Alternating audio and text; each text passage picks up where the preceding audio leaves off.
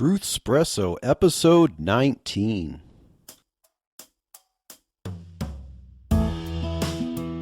Face it, we all would rather sleep in this morning. That's why God gave us espresso, to kickstart our zombified corpses into hyperdrive. And now, giving your mind and soul the morning shot of truth it craves. This is Truthspresso with Daniel Minnick.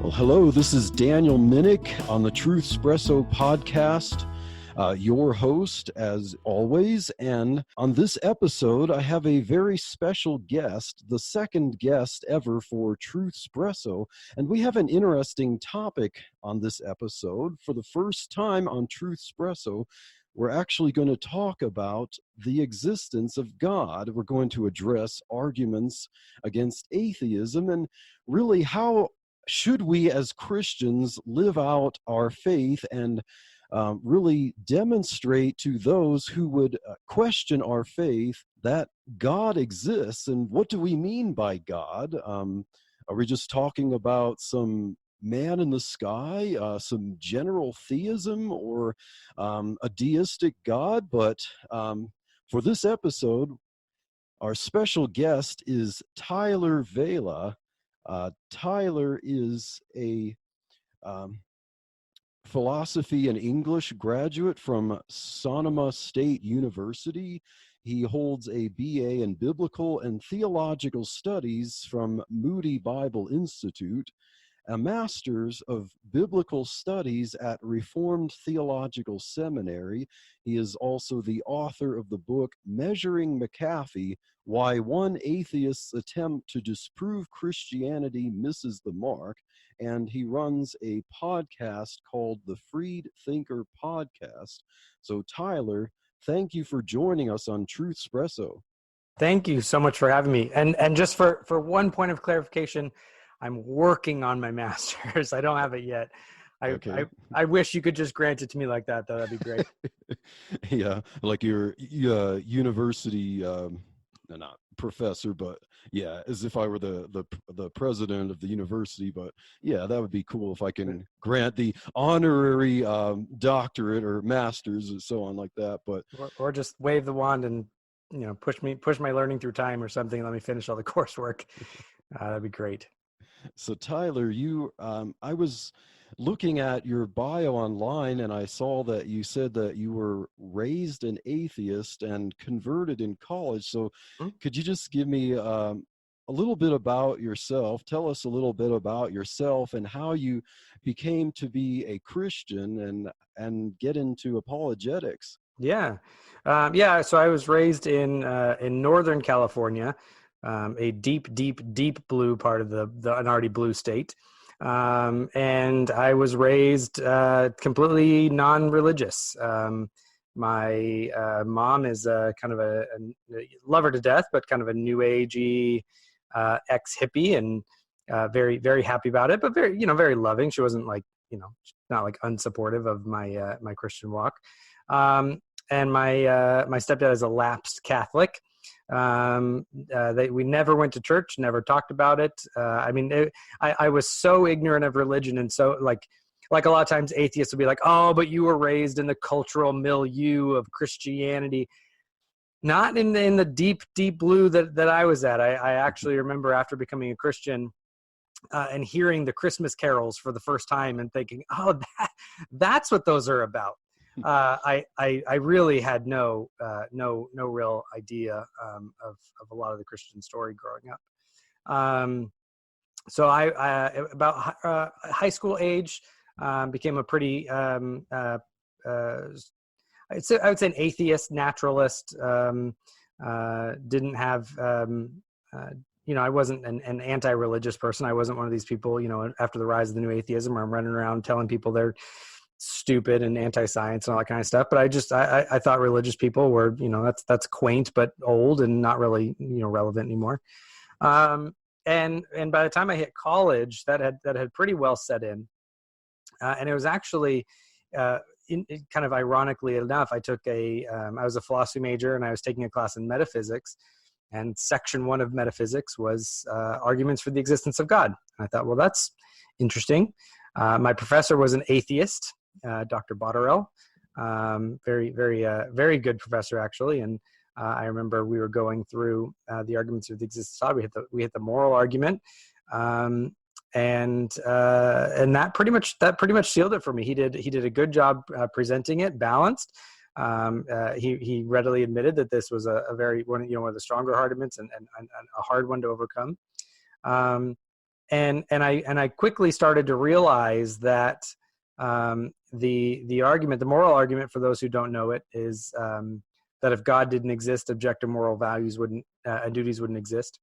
Objective moral values and duties do exist, therefore God exists. It's a classic Modus Tollens argument. Well, I started quickly realizing that I believed the second premise, that objective moral values and duties existed, far more than I denied the first one, which is that if God did not exist, those wouldn't exist. And so that was very challenging for me. It just became, it was more obvious to me that something like raping or molesting or murdering a small child for fun and profit is actually evil and wrong. That was patently obvious to me. Whereas my denial of God was not so obvious. I had to get there through a bunch of other secondary arguments from premises that were far less convincing to me. So that really started a journey for me. I started looking into different areas. I started looking into my worldview at the time was naturalism. I started looking into naturalism and its ability to ground some of the fundamental features of reality, like the objective morality, like something from nothing, like the philosophical distinction of the one and the many. And so over time, that's something that God used to pull me away from atheism, slowly into agnosticism, and then kind of a general theism. And I thought it would stop at that point. But then, as every story goes, there was a girl. She invited me to church. I hated every second of it. To be honest, the first time did not take. I did not like church. I am still very much an outsider on kind of the subculture of Christendom in America. I still feel very weird inside of overly evangelical churches. So that, there's still some of that hangover. Cause I just wasn't raised with, didn't you learn this song in Christian camp? No, I didn't. But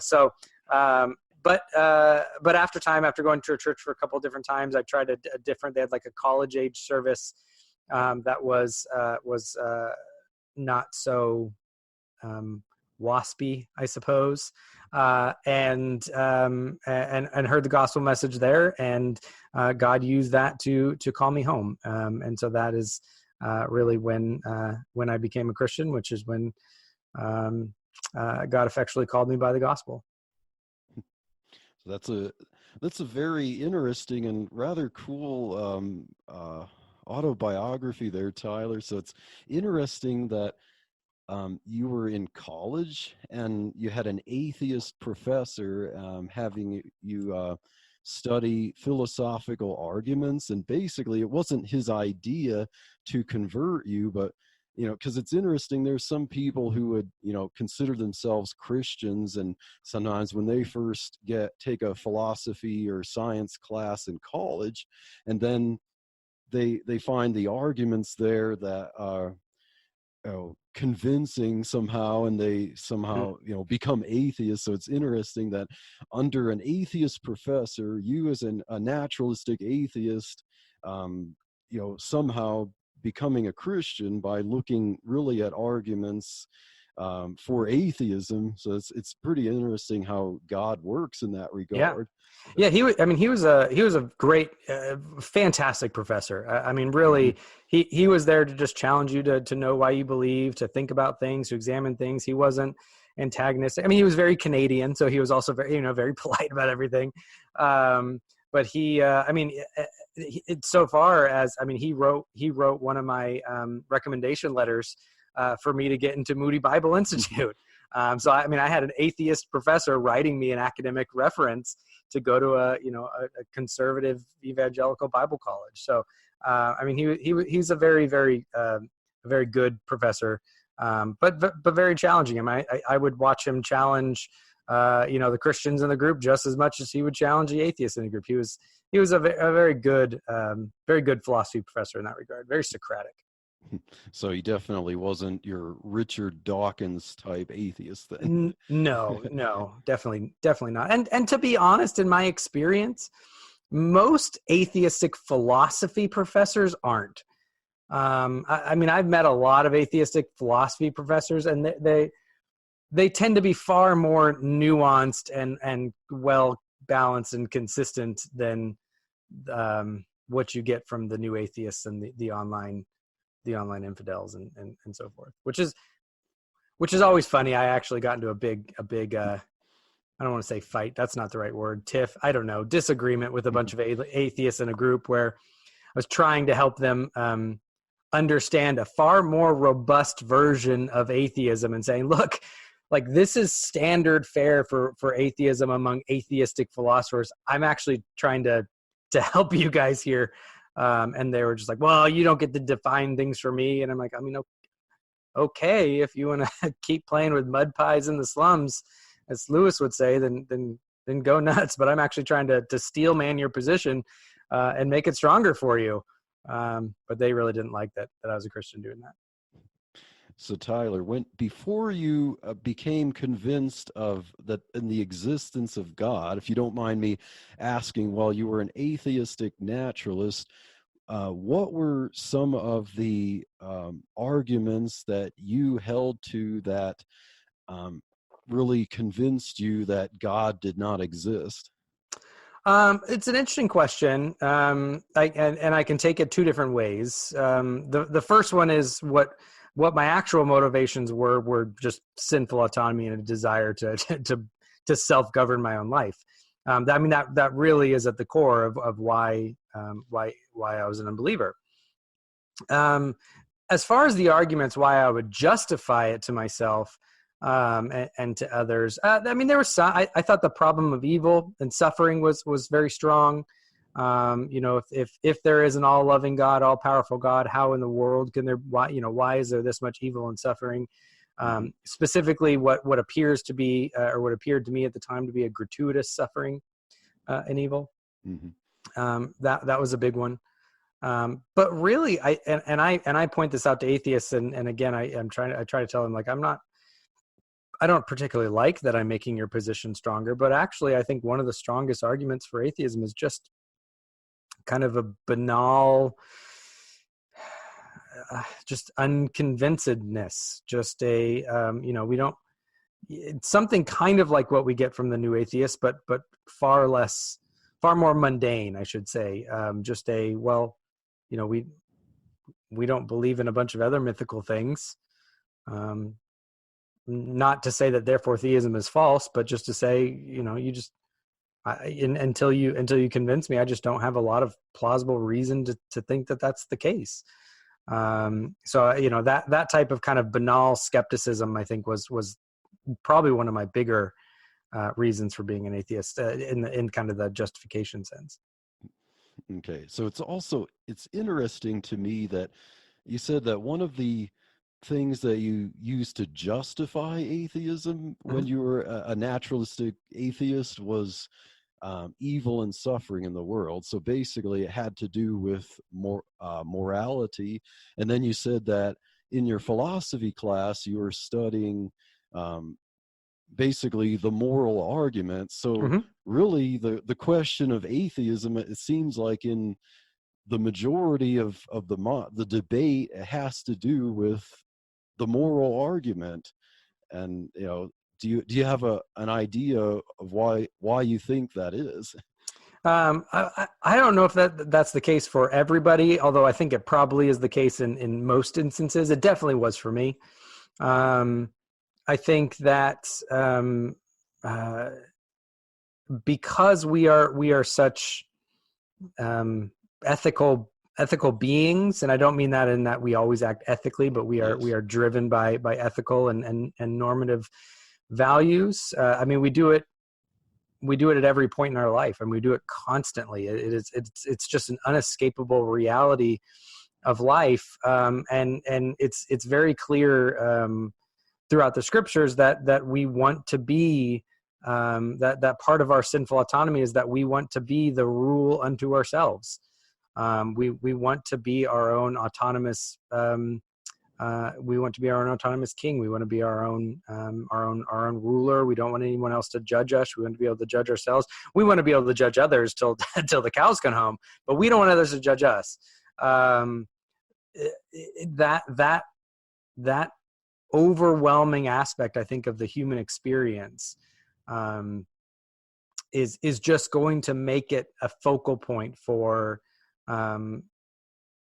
how we relate and understand God, whether that's in a loving sense or in a an atheistic sense where we attempt to flee and reject the existence of God. So would you understand, like most atheists, if the idea of the appeal of rejecting the existence of God really is that kind of autonomy and trying to find one's own purpose in life, be the kind of the ruler of your own life, like you set the rules for yourself and so on, like would you understand that really the atheistic worldview is kind of like self-contradictory in that one is trying to find so much meaning and purpose when the worldview of the atheist really is that there is no intrinsic meaning or purpose to existence? Yeah. I mean, I think that's one of the big problems that a lot of apologists point out or try to point out to atheism, which is that really existence, our human existence, our kind of existential experience of the world around us is largely unintelligible on naturalism. It's bizarre to say that there's no objective meaning and purpose in the world, but that we can invent our own meaning and purpose, and somehow that becomes an objective meaning and purpose. I mean, at the end of the day, that's just a legal fiction. That's just the ironic thing. I don't know if you've ever heard this, but I said it as an atheist, and I heard it a lot growing up, which is that religion is wish fulfillment. You want there to be an afterlife. You don't want this life to be all there is. You want there to be meaning and purpose, and so you invent a sky daddy and an afterlife, and it's wish fulfillment. But ironic. So we deny that it's wish fulfillment. We genuinely believe that there's an afterlife, right? So if it's wish fulfillment, at least it's unconscious. For the atheist, they admit that it's wish fulfillment. They know that there's no meaning and purpose, but they want there to be, and so they're going to wave their magic wand and say, well, alakazam, therefore I have meaning and purpose. I know that it's not a real meaning and purpose, but I want there to be, and so therefore it's going to be like that. Like, I don't know what's worse, like an unintentional wish fulfillment, or just you're just intentional embracing wish fulfillment. So I don't know why that would be better. So basically, it's like with the atheist worldview, like really everything is kind of an illusion, because it's like if you're trying to find meaning and purpose, yet you admit your mind is not infinite and perfect. It could be flawed, and how can you really trust that your mind is functioning properly? And yet you're trying to use this accident of random chance against what amounts to be stardust, and you're trying to insist that you can actually figure out truth, and really you're trying to have meaning and purpose. You're say like an atheist gets involved in some kind of crusade or some kind of march for some kind of political endeavor to save the whales or save the planet and so on. But you think about like the size of the universe, and how tiny the earth is, and how all of this reality is really just nothing but atoms banging around, like and it's like, as a Christian, I just really have to ask the atheist, what really is the point of that? Why why do you want to do anything like that? And especially for an atheist, it seemed like a waste of time, a waste of their precious life, trying to debate Christians as to why there is no God. Like, what's the whole purpose of really being an active atheist? Right. Yeah, I mean, and there's, there's another irony there that, they always try to mock the middle. They don't understand medieval theology and cosmology, and so they believe the revisionist history that everyone thought we lived in a flat Earth and that the Earth was the center of the universe and all that kind of, which is just garbage. It's just historical nonsense. No one believed that. But they'll do that and they'll say, oh well, you religious people, until science came along, you guys thought you were the center of the universe. And then, but then their worldview is, I'm the center of the universe. I'm the one that decides and makes the purpose. And I mean, it's just, you have kind of all these ironies that come about in the atheistic worldview. I mean, which shouldn't be surprising. I mean, we know from the Bible, from Revelation, that idolatry always parrots the truth. We know that they're going to attempt to make themselves into something that is close but distorted enough to be false. I mean, they're while denying moral objectivity because they want to deny God. I mean, often the atheists will be some of the most moralistic, and I don't mean that they're the most moral people. They are the most ardently legalistic and moralistic people to ever haunt the planet. They are sometimes the most egreged over different what they perceive as outrages in society and things like that. I mean, they have some of the strongest sense of well, that's not fair, that's not just, that you can imagine. Well, I mean, if their worldview is correct, well, that's just not the case. I mean, we're just we're just molecules crashing into each other, and you have a certain set of molecules, then you shake up and there's a chemical reaction that gives your response to something, and I have a different set of atoms, and you shake me up, and we're just bags of not so good looking water. Why should we think that one of us killing another one is bad, but one of us helping one of us across the street is good? They're just arbitrary. We just prefer we just like one more than the other. Some of us do, but some of us don't. I mean, there's no reason except for kind of a majority rules imperialism to say that one is better than another. It really is just kind of a nihilistic will to power, where thankfully the majority in our case right now tends to be benevolent.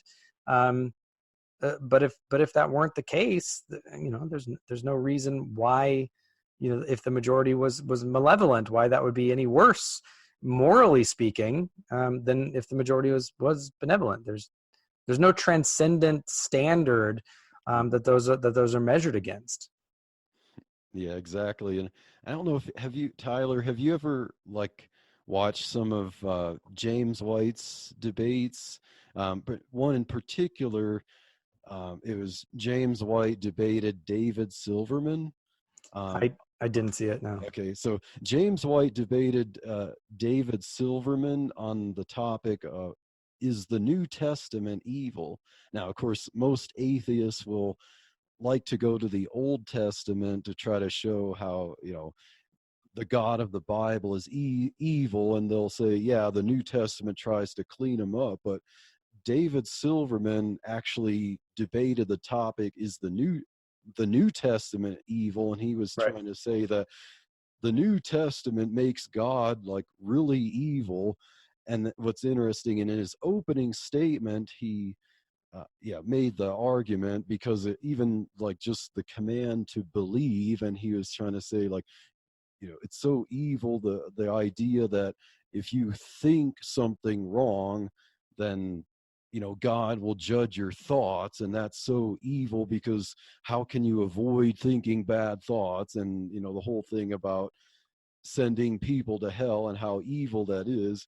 But then later on in the cross-examination, James White was asking him, presuppositional questions, and eventually it got down to, questions about Adolf Hitler. And of course, with the kind of the moral relativism coming out, eventually the final question that James White asked David Silverman was about, like, is it really objectively wrong what Hitler did? And Silverman had to say, like, in my opinion, but it's only my opinion. And Right. I'm like shocked by that. Like, he's trying to debate the topic, saying the New Testament is evil, and yet now when you come up with one of the most historical atrocities, he has to say it's only my opinion that what Hitler did was evil. Like, how is he really presenting any kind of consistent argument? Because James White asked him, like, according to his worldview, how can he even call anything evil? Right. And it proved itself in the cross-examination. Yeah, that's exactly right. It happens all the time, all the time in these discussions. Just constantly. I mean, you could come up with so many things. They'll protest to slavery in the Bible, but then they'll want to say that morality is an objective time after time, or from culture to culture. And so it's like, okay, well then, why do you get to evaluate a time in a culture 3,000 years ago in a completely ancient culture that's not yours?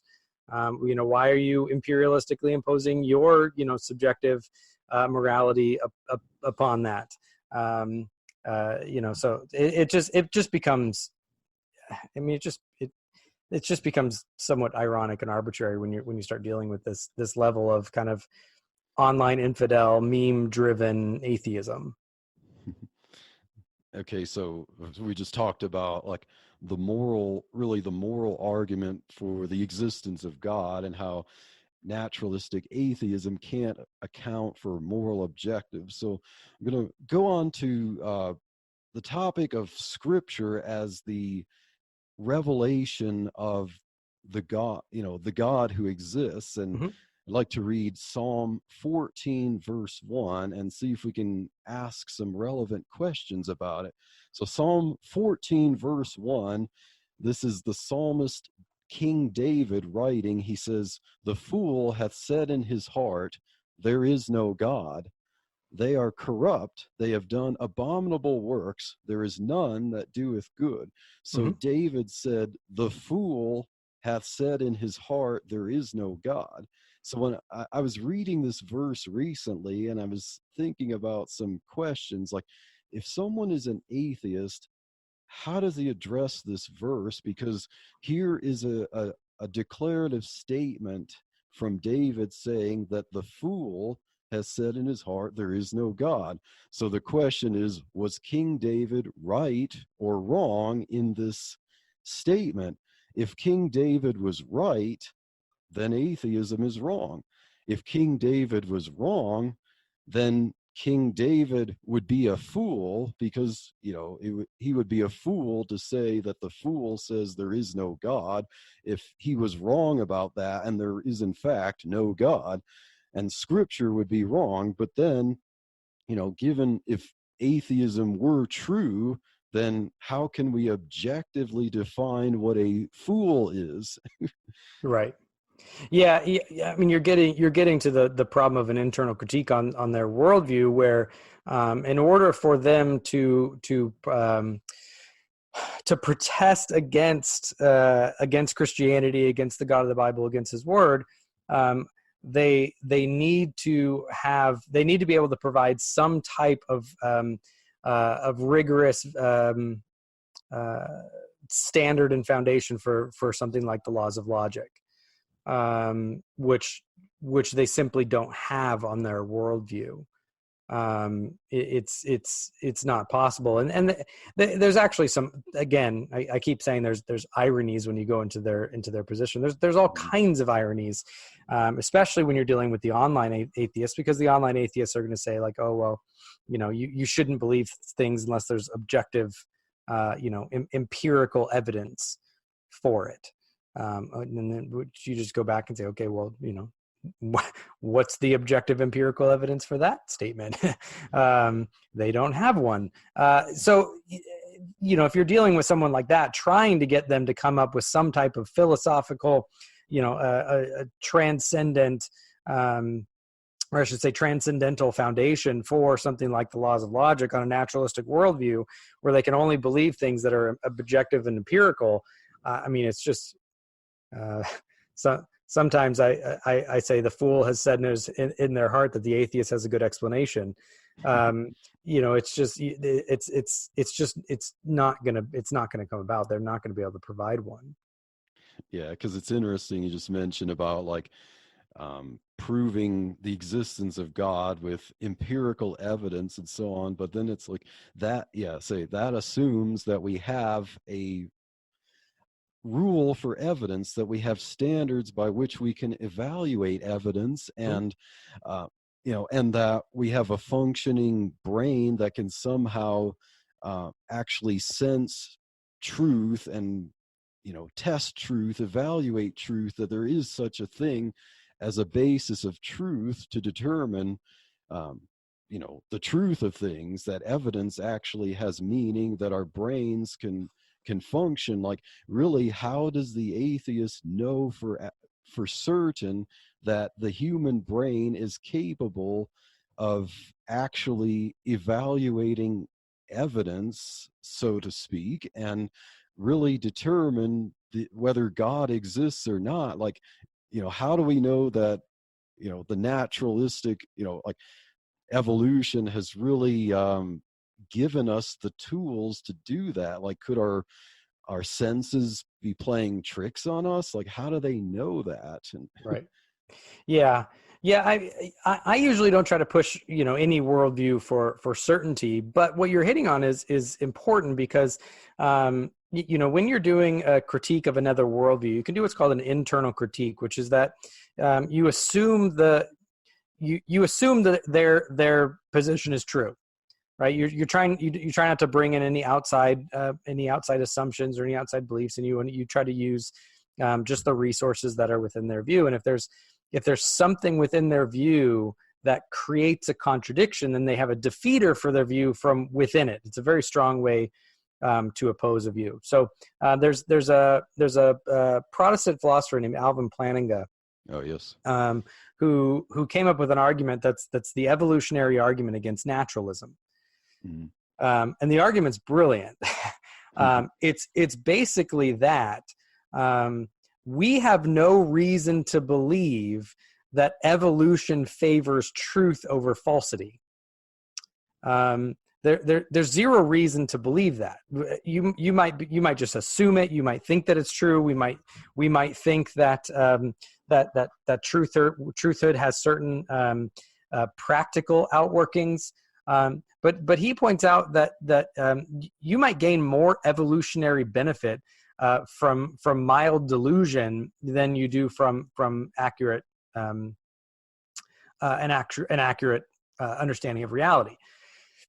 And what's funny is, again, another irony, is that when you're talking to atheists and they're trying to make scientific cases for whatever their position is, and I'm rather agnostic when it comes to a lot of the scientific stuff. I don't get into really the science. I don't get into evolution debates or anything like that. I just it's not my field of interest or study. I just don't know enough, so I just stay out of it. Mm-hmm. But when they start getting into these types of conversations and they start, wanting to undermine miracles, and they want to start undermining, the historicity of the Bible, and they start going after, well, your memory is totally unreliable. And they start going after, well, you think that what you see with your eyes is what the actual world is, but your brain is actually interpreting a bunch of different information together, and it's stitching this thing together. That's kind of like a patchwork, artistic Picasso type of rendering of what the real world actually is. So you're actually, being deceived in how you perceive the whole world.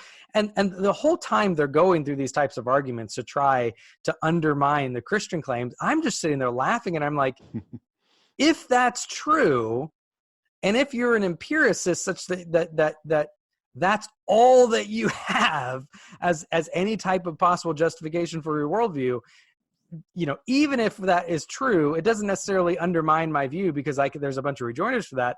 But if that's true, you just completely handed me all the reasons why empiricism fails as a means of justification. It's one of those things where it's basically, if your position is true, then I have every reason to believe that your position is false. It completely collapses in on itself, because it's an incoherent system at its core. Its axioms fight with each other, such that if it's true, it just has to be false. It cannot possibly be a true system.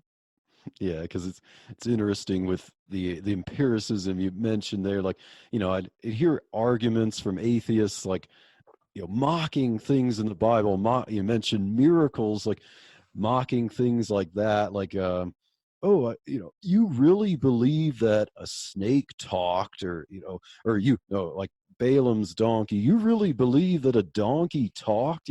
How silly, that you believe this supernatural stuff and miracles. But then, as a Christian, when we really think about what they're relying on as a naturalistic evolutionist and their idea of evolution, it's like, I want to ask the question, like, well, according to your worldview, like, fish evolved into eventually humans, and we talk, like, what's the basis in your worldview for why we can talk, and why it's so ridiculous to believe that some other creature, like, a donkey or a snake, could ever talk?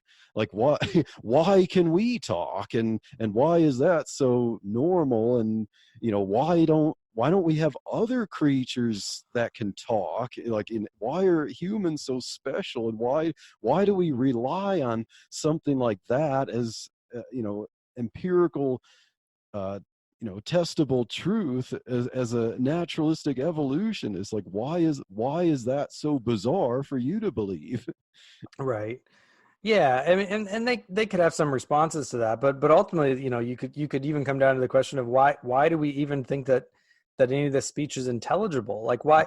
I mean, atoms don't have what's called aboutness. Atoms are entirely indifferent to other atoms, right? So why is it that the cluster of atoms that's in my brain can somehow convey meaning about this other cluster of atoms out here, right? There's all of these problems that have to do with aboutness or intentionality that come from it. But the other, another problem with that type of objection to Balaam's donkey or what have you, is a lot of times they'll be like, oh, well, that's just silly. Scientifically we know that can't happen. And I just want to say, well, no, scientifically, the only thing we know is that under normative conditions, by purely natural processes, that can happen. But nobody's claiming that. If someone was standing in front of you saying that a donkey was talking, by purely normative and natural processes, then yeah, that person's probably a moron. But no one's claiming that. It's a miracle for a reason. That's because it's not following normative natural processes, and that's exactly why we know that it's a miracle. In fact, if we didn't have these natural normative processes, we wouldn't be able to identify if anything was a miracle, because everything would be random and everything would be all over the place, which would just be so strange. You would have to deny causation, which they do, which is also, again, ironic, to avoid that God was the cause of the creation. They'll say, okay, well then it could happen without causation. Okay, great. If you've just denied the principle of sufficient reason, you've just denied a major axiom of what makes science intelligible. You can't have both. So it's just their position is so incoherent that it's kind of a cliche, but it reminds me of someone that's trying to constantly put down the bump in the rug, and they're trying to defend it over here, but it just pops up somewhere else, and they have to run over and try to push it down there, and it just pops up. Like, it's just any time they want to defend their position against our objections, or they want to try to object against Christianity, they do it in such a way that if their objection is true, it proves that their position is false. It happens constantly. So Tyler, I want to get into another passage of scripture, with which I'm sure you're familiar, and get your thoughts on it. Romans chapter 1. Yep. Yes. Verses 18, say to verse 22. It says, "For the wrath of God is revealed from heaven against all ungodliness and unrighteousness of men who hold the truth in unrighteousness, because that which may be known of God is manifest in them, for God hath showed it unto them.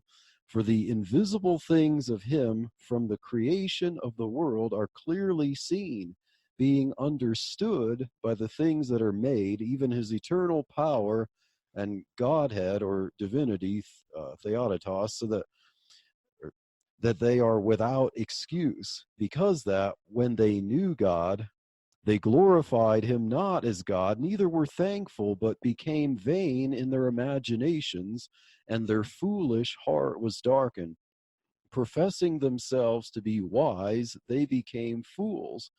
So this passage is pretty interesting. If this is the word of God, what does that say about really about the atheists and their thinking? And if it's not the word of God, then this is ridiculous to say this, right? Right. Yeah. And this verse actually has a lot of, has a lot of value for the Christian trying to engage with the unbeliever. I point to this passage pretty often because what will happen is the unbeliever will say, "Oh, well, I don't have enough evidence to believe it. I'm just neutral." Right. They have the neutrality myth that, well, I'm just here as neutral ground, and you just, I'm just a receptacle, and you just have to give me evidence for me to believe. Mm-hmm.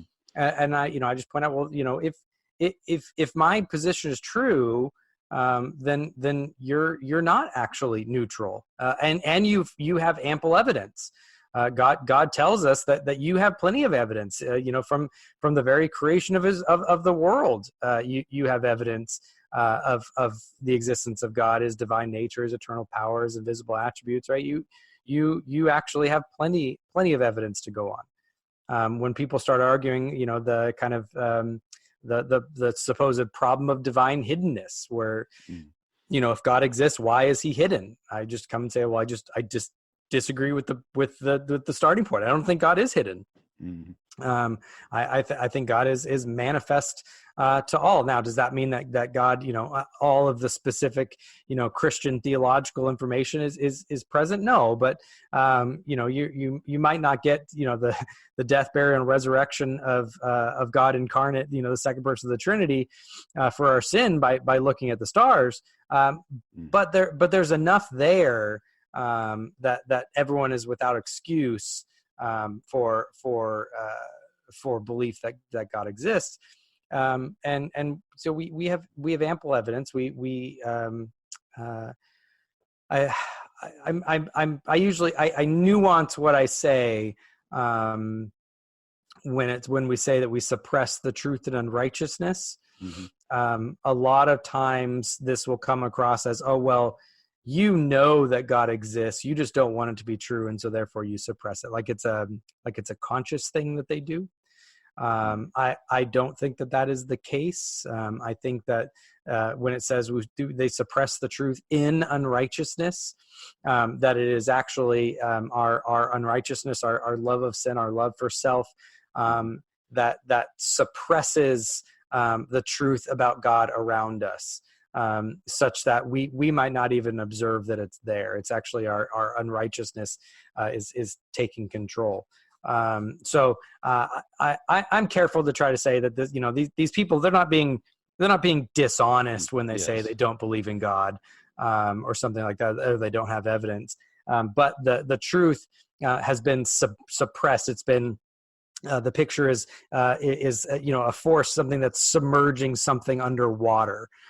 So it's no longer apparent or visible. Their unrighteousness is this weight that submerges it below their level of conscious awareness, I think. But it still doesn't mean that I need to accept their supposition that somehow God actually is hidden, or that there actually is no evidence that is present all around them. What we need to do is challenge their unrighteousness, not necessarily try to tickle their intellect and work on their ground. By starting by affirming their presuppositions. We should not do that. Yeah. So the passage does have like the presupposition that everyone knows, like it's manifest that God exists in some way, but just as the Bible says, having their conscience seared with a hot iron, you can be self-deceived, like where there's such a strong position that God does not exist, that you can lead yourself to believe that in a certain sense, so it's not like like as you said, they're not being like blatantly dishonest, but there is that manifestation, that awareness. Yes. So okay. So I agree. Yeah. And I think that in everything we were talking about, we see these. The reason why I kept pointing out to all those ironic things about their worldview is because they continually show that they are made in the image of God, and they continually show that they live in God's creation. It's unavoidable. There's a reason why. When you asked, why is morality so central to these questions? Well, because we're made in the image of God. We are moral agents that are meant to reflect His goodness and His righteousness. That is a fundamental aspect about ourselves. And when the atheist does that, obviously they do it in a broken way, and they do it in a way that doesn't give recognition to their Creator. But when it says that which is known about God is evident within them, that's part of it. That imago Dei, that image of God, the ethical nature, the personal nature, the communal nature. I mean, all those facts, the ability to logic and reason, the ability to relate to creation. I mean, all these things, our ability to rule over creation. I mean, that was the original mandate. All of these things are what is known about God, and it's evident in ourselves. We should be able to, the first thing when we look at ourselves is we should be able to understand that we are made in the image of God. And so, and because God exists and because God is there. I wrote, when I was at Moody Bible, my senior thesis was a directed study on Van Til, the Reformed theologian and philosopher, and what's called the noetic effects of sin, right? Or the impacts of sin on the mind, and how we think. And I argued that what happened at the fall, and what sin does, it doesn't necessarily make us stupid, right? The fool isn't stupid, right? The fool can be a brilliant person. They're not a stupid person, but they're unwise, because they don't understand the most fundamental things about themselves and about reality, and so therefore they make poor decisions because they do things in unrighteousness. And so I argued that what sin actually did, what the fall actually did in our minds, was it broke what Buber called the I-thou distinction, right? I argue that before the fall, I think that we would have done everything with reference to our Creator. We would have understood, if I'm eating a sandwich, I understand that I exist as a creature in God's creation, and I'm thankful that He has provided this for me. And I would have done that, by nature. Whereas now we have to constantly remind ourselves to pray for our meals and hope that we remember to pray for our meals, because that connection, the I-thou connection, the creator-creature connection, is what is broken. And so we now do things with reference to ourselves rather than with reference to God. And so that's what makes the fool, is that they are trying to live in God's creation as if it is not God's creation. Yes, definitely excellent points there, Tyler. And I remember a while ago, I mean, I haven't published it yet. I'm thinking of like recording at some point, but I was writing basically the about the presuppositions of atheists, Hmm. and really the concept of like, well, where's the evidence? So I was like writing basically a narrative explanation for the evidence of creation, and like starting off with us as humans and how we think and do things, and then getting down to like going down to like atoms, like starting off like shrinking down, looking at cells, the complexity of cells, and all the way down to atoms and subatomic particles. And then like, okay, now we got this perspective of how complex things are to ourselves. And then, all right, now let's go back up to us as humans and start to zoom out larger and see how tiny we are on Earth, and um, how tiny the Earth is in the solar system. Basically zoom out and explain the size of the universe with the billions of galaxies with billions of stars. So basically this all-encompassing, just broad look at all the evidence and complexity uh, of creation. And then when an atheist asks like, where's the evidence, so then like, okay, so now do I need to go to the complexity of the eye, or now do I need to go to the motor of a cell? Like, what more evidence do we need? Like, if we talk about the universe in the size of the universe and subatomic particles, like, well, how am I going to convince an atheist that God exists if I just have to take another part of that universe and explain the mechanics of that? Like, how is that going to Right. count for evidence to convince them? And it seems like there's more to being an atheist than just needing more evidence of something I forgot to mention and how it's composed Right. to convince an atheist. Like, there's got to be something to, like, what is it that we need to do to convince an atheist that God exists, after just showing really the entire makeup of the universe. Right. Yeah, and this is where in the Reformed tradition, in what's called presuppositionalism, is Mm-hmm. we understand our job is not to convince them of that.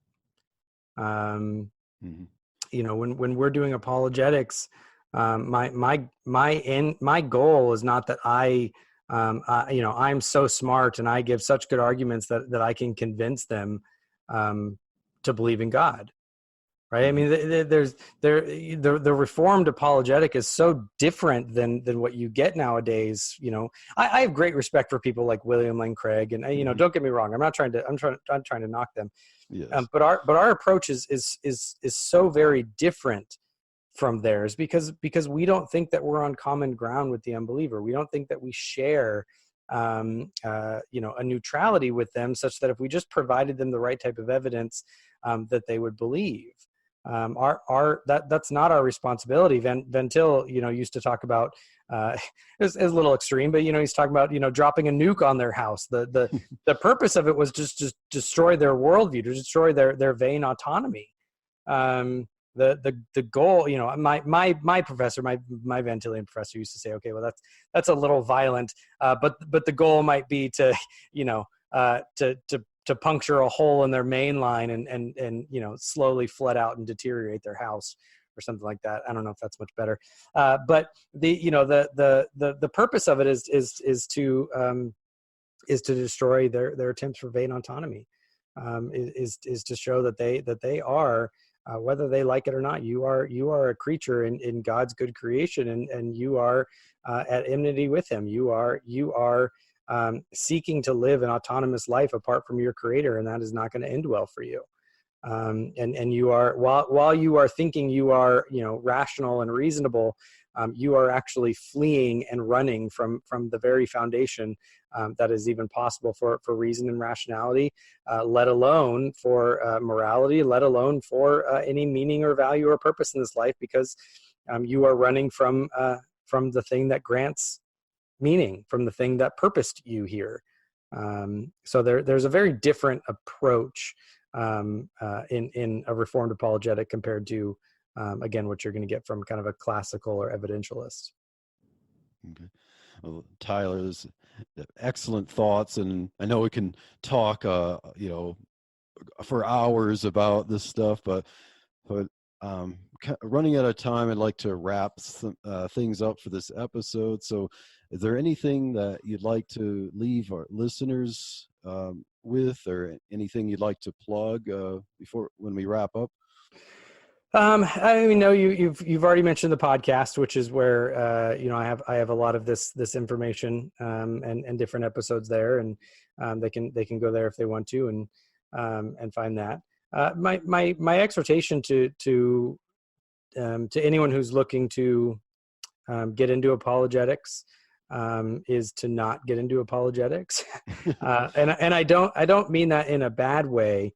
A lot of people think that getting into apologetics is I need to go and I need to read 1,000 books and I need to be able to overcome all these objections and remember all these syllogisms and do all that kind of stuff. And if that, if you can do that, God bless you. But don't think that that's your obligation. You people hear passages like 1 Peter 3:14 and think that, well, we're our obligation is to make a defense, and so therefore I have to do apologetics. Well, actually, that's a very evangelistic verse. The defense of that is for the hope that's in us. It's the defense of that is Jesus Christ and Him crucified. It's the gospel itself. If you're worried about being an apologist, then don't be an evangelist, because that's what we're actually biblically called to. We're believe it or not, we're not. I'm going to make a lot of apologists angry. We're not actually biblically called to do apologetics. I think it's helpful. I think it's useful. Don't get me wrong. But our mandate as the church is the Great Commission. It is to preach Christ and Him crucified and to make disciples of all the nations. If you are feeling called to go and reach the lost, make sure that you are an evangelist first. Study the Bible, get some good commentary, study the scriptures, and then as you engage with unbelievers, don't be afraid to say, I don't know. Let me go think about that and get back to you. Or maybe an answer in the right direction is such and such. I think that might be, but I'm not quite married to it. Let me think about it. I haven't actually thought about that before. Don't be afraid to just humbly admit that you don't know, or you need to go research, and you'll get back to them on something. It's going to be far more effective and far more beneficial, and you're going to learn a lot more that way than trying to be a know-it-all and learn everything in one go. It's just not going to happen that way. Amen, Tyler. So yes, in 1 Peter 3:15, the word apologetic is right there. Trying to remember how it's conjugated, but yeah. So the verse there, 1 Peter 3:15, is an apologetics verse, but it's really about, as you said, evangelism and sharing your faith. And really the best apologetic is to demonstrate the truth of the gospel by sharing the gospel and letting the gospel shine in your hearts, as Jesus said. My mind went blank. Yeah. I'm talking about Jesus said that let your light so shine before men that they may see your good works and glorify the Father which is in heaven. So really the gospel itself is the greatest apologetic, because it carries all the meaning of the universe in it, and all the reason for creation and redemption itself. And so a lot of people have been converted from atheism to Christianity by the simple gospel, without hearing the greatest evidence for the existence of God from some kind of scientific concept. But right. Tyler, I'd like to thank you for being a guest on Truthspresso, and I will include links to your website, your podcast, in the show notes for this episode. So, Tyler, thank you for being on here, and God bless. God bless you. Thank you so much.